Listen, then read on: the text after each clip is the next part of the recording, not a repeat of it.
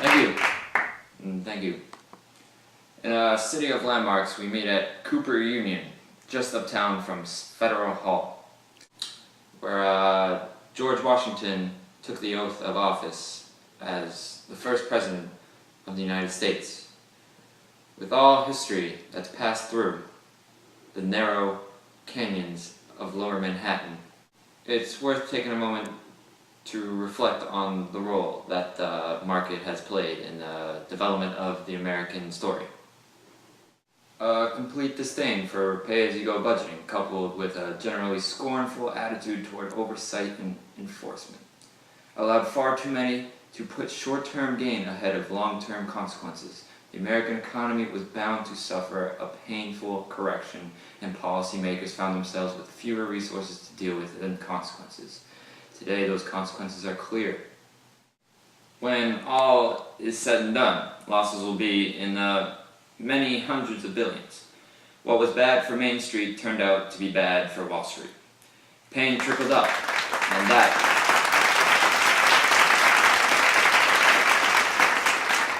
that's why the principle that I spoke about at NASDAQ last September is even more urgently true today.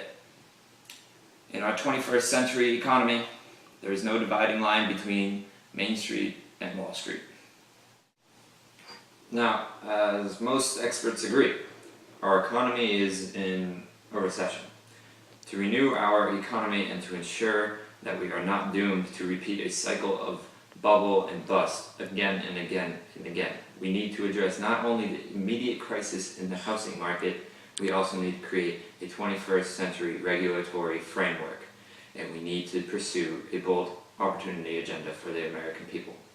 Most urgently, we have to confront the housing crisis. After months of inaction, the President spoke here in New York and warned us against doing too much. His main proposal, extending tax cuts for the wealthiest Americans, is completely divorced from reality. The reality that people are facing around the country. John McCain recently announced his own plan. And unfortunately, it amounts to little more than watching the crisis unfold. While this is consistent with Senator McCain's determination to run for George Bush's third term. Our capital markets have helped us build the strongest economy in the world. They are the source of competitive advantage for our country. But they cannot succeed without the public's trust.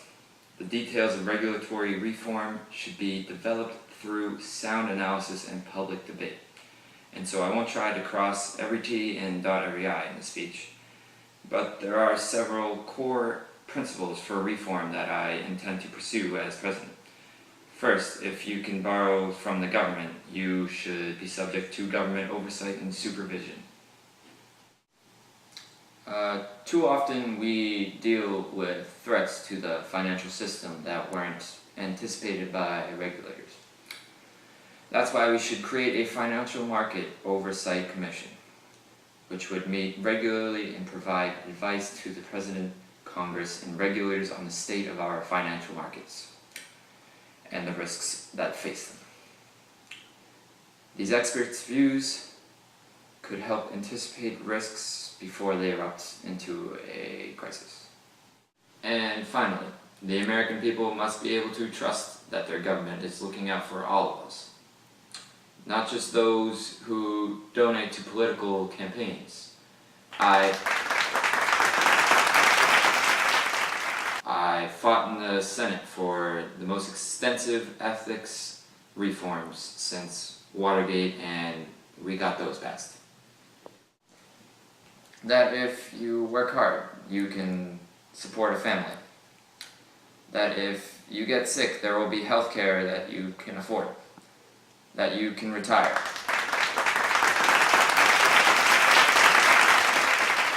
That you can retire with the dignity and security and respect that you've earned. And that your children can get a good education and young people can go to college, even if they don't come from a wealthy family. That's our common hope.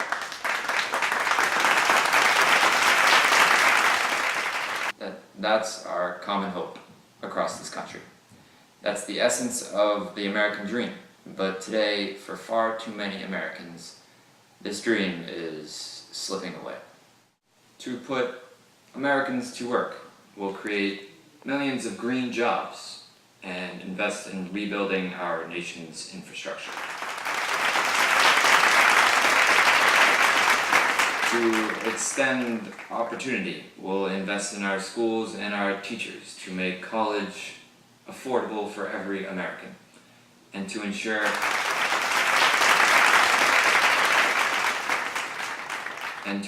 that America stays on the cutting edge, we'll expand broadband access, expand funding for basic scientific research, and pass comprehensive immigration reform so that we continue to attract the best and the brightest to our shores.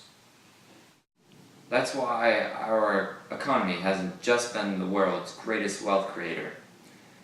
It's bound America together. It's created jobs, and it's made the dream of opportunity a reality for generations. Now it falls to us.